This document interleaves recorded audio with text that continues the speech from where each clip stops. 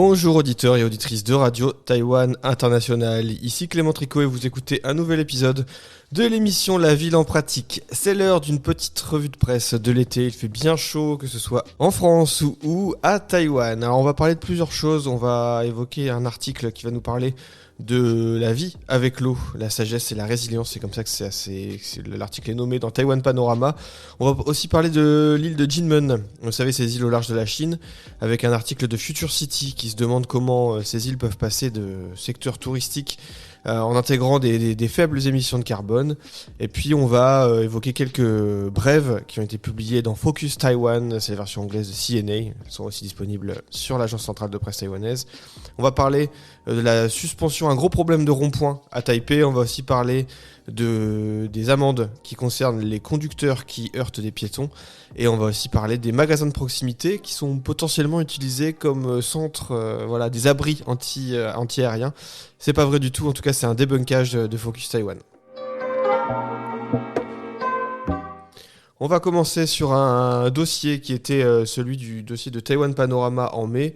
La place que prend la ressource en eau dans les villes taïwanaises, et notamment autour des fleuves. Taïwan est une île, vous le savez, volcanique, principalement sans compter les îles satellites, mais l'île principale de Taïwan est une île qui est constamment en déficit d'eau, c'est pour ça qu'il y a des grands réservoirs un peu partout, mais ça n'empêche pas que les villes se sont développées généralement en lien très étroit avec l'eau, les grands fleuves d'ailleurs très emblématiques qu'on peut retrouver un petit peu partout à Taïwan. Taïwan Panorama veut mettre ça en avant en disant que l'eau n'est pas seulement une ressource naturelle, mais que c'est aussi un bien culturel, que ça a créé une culture populaire qui est ancrée au sein de la société taïwanaise, on peut s'en rendre compte que ce soit en visitant les rivières, les étangs ou encore sur le littoral. On découvre que les espaces à proximité de l'eau sont gorgés de croyances traditionnelles, de souvenirs de vie, mais également ça a permis de forger l'apparence des villes modernes et le fondement des paysages culturels qu'on trouve aujourd'hui à Taïwan. Plusieurs exemples ont été mis en avant dans les articles qui sont dans le mois de mai de Taïwan Panorama. On prend les exemples du quai de Dadaocheng au bord de la rivière Danshui à Taipei, qui va associer un marché avec des lignes de ferry, qui relie ainsi une histoire et de la modernité. À Tainan, dans le parc The Spring, conçu par des architectes néerlandais, on a transformé le site d'un ancien centre commercial en lagune récréative, et donc qui vient restaurer la nature à la place d'une ancienne friche commerciale. C'était fait par MVRDV, si je ne me trompe pas. Après, si on prend d'autres exemples, à Ilan, dans l'éco-parc de la rivière Dongshan, il a fallu 25 ans de travaux pour transformer des rizières en un parc boisé, etc., etc. Donc Taïwan veut mettre en avant les efforts qui sont mis au sein des villes, des grandes super-municipalités, pour renforcer la place de l'eau, en tout cas de la meilleure prise en compte de la ressource en eau, aussi pour donc ces aspects environnementaux, de santé publique, mais aussi pour les aspects culturels. Ça, c'est un des gros enjeux dans le magazine Taïwan Panorama au mois de mai. Et parmi les articles qu'on peut citer de ce mensuel, on va en prendre un au hasard. De l'eau partout, la ville d'eau de Taipei. Un article reprend un livre, Shuecheng Taipei, la ville d'eau de Taipei, de l'auteur Xu Guozhi, qui décrit la densité des cours d'eau et l'omniprésence des rizières humides et des cours d'eau à Taipei dans les années 70. Un exemple tiré du livre, c'est que l'auteur précise que les femmes faisaient la lessive au bord des ruisseaux, omniprésents. En déplacement, les gens longeaient les rivières ou les canaux et devaient souvent traverser des ponts. Et certains pouvaient même ouvrir leurs portes et apercevoir les ponts qu'ils devaient enjamber chaque jour dès qu'on sortait de son domicile. Et qu'avec le développement urbain, beaucoup de cours d'eau ont été recouverts. Donc il faut savoir qu'il y a pas mal de quartiers de Taipei où en fait sous les routes, où certains, il y avait des cours d'eau et des canaux qui ont été recouverts. C'est pas uniquement à Taipei, on trouve ça dans plein de villes, mais à Taipei c'est quelque chose auquel on pense parfois pas du tout, mais c'est toujours possible quand même d'essayer d'explorer ces aspects culturels liés à l'eau, puisqu'aujourd'hui il y a pas mal de choses qui sont essayées de remises en avant par des groupes sociaux et culturels un petit peu partout dans certains quartiers. Et puis on a une des plus belles expressions pour le magazine Taïwan Panorama du lien entre l'eau et les habitants des villes taïwanaises lors du festival des bateaux dragons qui ont lieu dans différentes zones humides et sur des canaux où on a ces équipes de Taïwanais qui rament à l'unisson sur des bateaux avec une tête de dragon à l'avant. Et voilà, c'est un grand événement culturel qui montre pour les auteurs à quel point l'eau est important pour les Taïwanais. Je trouvais que c'était intéressant d'insister un petit peu là-dessus sur une revue de presse sur la ville et l'architecture. Un autre article en continu, là, une question aussi que je trouve très intéressante qui est posée par la magazine Future City. Comment Jinmen, qui est devenue une île touristique, autrefois une île très militaire, eh bien comment elle se transforme en une île à faible émission de carbone avec un aménagement qui doit envisager une réflexion durable pour aussi intégrer les modes de vie des populations insulaires. C'est très intéressant d'étudier Jinmen, je trouve, sous cet angle-là, puisque quand on connaît l'histoire de cet archipel, en tout cas de ce coin de Taïwan qui est au large de la Chine, ou que ce soit encore les îles Matsu qui se trouvent un petit peu plus au nord, eh bien on a une histoire très militaire, très marquée par ça, et aujourd'hui ces îles sont très touristiques. Elles ont été revues aussi dans le tourisme, vues pendant la période de Covid où les Taïwanais ne pouvaient très peu voyager, ils ont redécouvert ces îles-là. Et bien aujourd'hui, voilà, on se pose la question non plus de comment on passe d'une vie militaire à une vie plutôt culturelle et touristique, mais non, on se demande comment avoir un mode de vie durable dans ces îles-là. Donc je trouve ça intéressant aussi comme développement et comme avenir et comme réflexion sur l'aménagement de ces villes.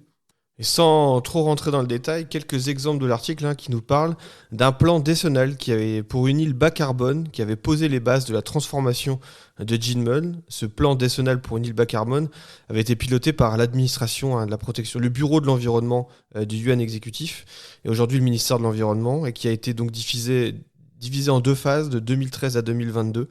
Et le plan avait, pour les auteurs de l'article, non seulement permis de renforcer les capacités de réduction des émissions de carbone à Jinmen, mais également sensibiliser les habitants aux économies d'énergie, à la réduction des émissions de carbone, et donc à jeter des bases solides pour la réduction des gaz à effet de serre à Jinmen.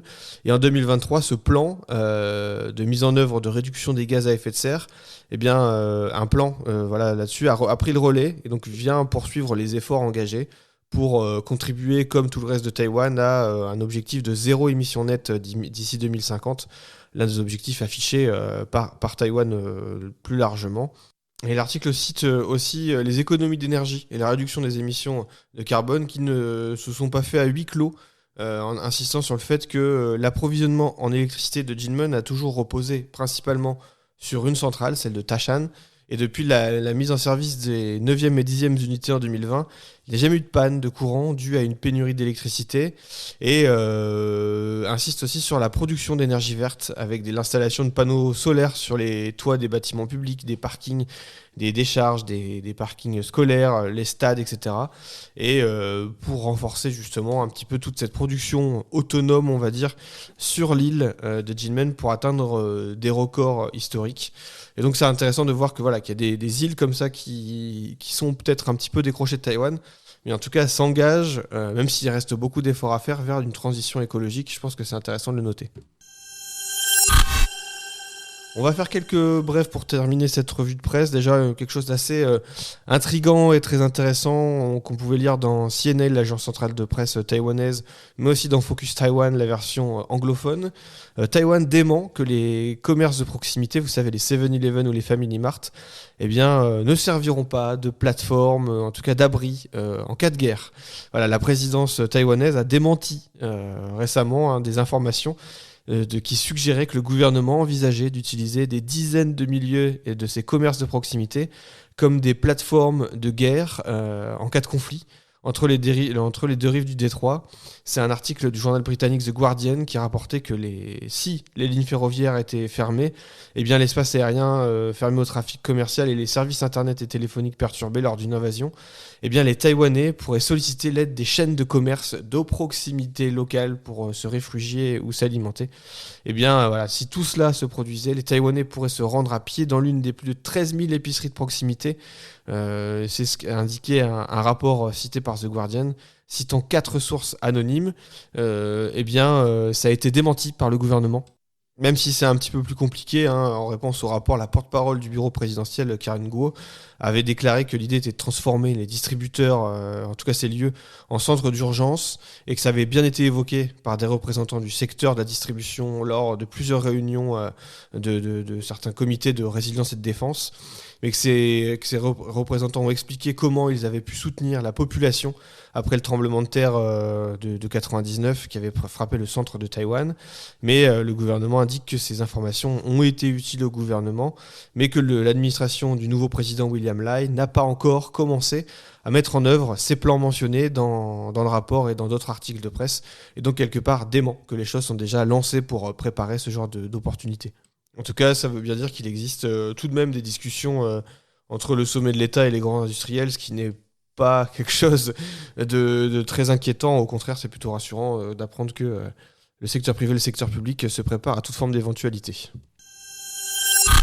Les conducteurs qui heurtent des piétons risquent des amendes plus élevées. C'est ce qu'a indiqué le ministère des Transports il y a quelques semaines. Effectivement, après une série de nouveaux accidents, dont certains mortels concernant des piétons, et donc avec des accidents percutés par des divers véhicules à Taïwan, eh bien, la pression était sur le gouvernement de la part d'associations, mais aussi de représentants de la société civile, qui se plaignent justement de la sécurité sur les routes à Taïwan. Une amende pour des blessures causées par des automobilistes sur des piétons pour des blessures légères était une proposition, et de fait de passer l'amende d'environ $250 américains à près de 500, et en cas de blessure grave de passer de 500 à 1000. Alors ça c'est une prévision et une amende pour inciter les automobilistes taper dans le portefeuille et faire peur justement pour imposer peut-être une meilleure vigilance, même si ça ne semble généralement pas suffisant l'amende, même si souvent une loi et un mode de fonctionnement sur la route à Taïwan est généralement pointé du doigt. Comme le précise Focus Taïwan, c'est qu'à Taïwan, contrairement à de nombreux autres pays développés, où le taux de mortalité des piétons par habitant est plus faible, eh bien les conducteurs peuvent traverser les passages piétons aux intersections lorsqu'ils tournent à droite, même lorsque les piétons ont le feu vert. Bon, ça se fait dans beaucoup, mais en tout cas, voilà, l'idée, c'est d'insister sur cette cohabitation entre piétons et voitures, et donc imposer un peu, peut-être une plus grande vigilance de la part des automobilistes. Les débats continuent autour du rond-point de Gongguan à Taipei. Il y avait un projet annoncé en mars par le maire de Taipei, Chang Wan-han, qui visait à supprimer un rond-point à l'intersection de la Roosevelt Road et de la rue Jilong, ainsi qu'un passage souterrain pour bus dans le quartier de Gongguan. Tout ça a été suspendu après que des conseillers municipaux ont demandé une meilleure communication avec le public. C'est un rond-point très accidentogène à Taipei, c'est l'un des plus gros ronds-points de la capitale, avec un trafic très intense. Il y a des gros débats sur son aménagement. Il y a des représentants de la société civile et d'associations d'usagers qui demandent un rond-point moderne, tandis que l'administration du gouvernement de Taipei envisage plutôt un carrefour. Et donc il y a des gros débats sur comment on aménage ce rond-point. C'est assez intéressant de voir que c'est un vrai débat. Et ce qui est vraiment au cœur des échanges, c'est la conception de ce rond-point qui augmenterait le risque d'accident. Le magazine Taiwan The Reporter, qui est un excellent magazine d'investigation indépendant, qui a fait aussi un article sur ce sujet du rond-point de la Discord, cite qu'entre 2018 et 2024, il y a eu près de 1717 accidents de circulation à ce rond-point de Gongguan, dont 482 ont fait des victimes. C'est énorme, c'est près de 30%. Et donc ça fait, quand on rapporte au ratio, un accident tous les 1 jour et demi et une personne blessée dans ce rond-point tous les 5 jours en moyenne. Donc c'est quand même assez énorme et on comprend l'enjeu qu'il y a derrière tout ça. Et donc là, l'idée pour le gouvernement, c'est peut-être d'arrêter les travaux qui étaient en cours pour éviter de se tromper et d'engager des travaux pour faire encore plus, d'investir énormément et finalement de ne pas avoir un aménagement concluant à la fin, mais peut-être de prendre un petit peu de recul et d'essayer de discuter avec les forces d'opposition, mais aussi les associations d'usagers et des experts pour réfléchir au mieux à comment aménager ce rond-point pour éviter de reproduire les erreurs qui ont été faites dans le passé quand les aménagements ont été faits de manière successive. Nous arrivons déjà à la fin de cette émission. C'était Clément Tricot, vous écoutiez La Ville en pratique. Moi je vous donne rendez-vous bientôt pour d'autres émissions et surtout, portez-vous bien.